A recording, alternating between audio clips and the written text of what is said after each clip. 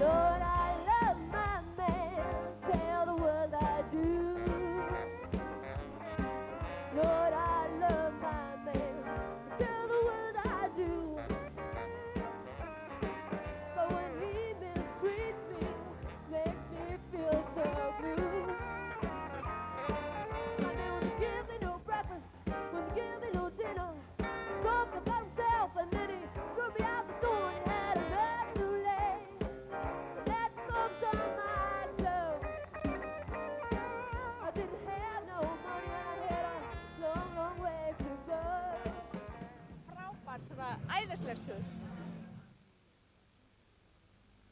Það er komið að þættinum Fólkið í landinu.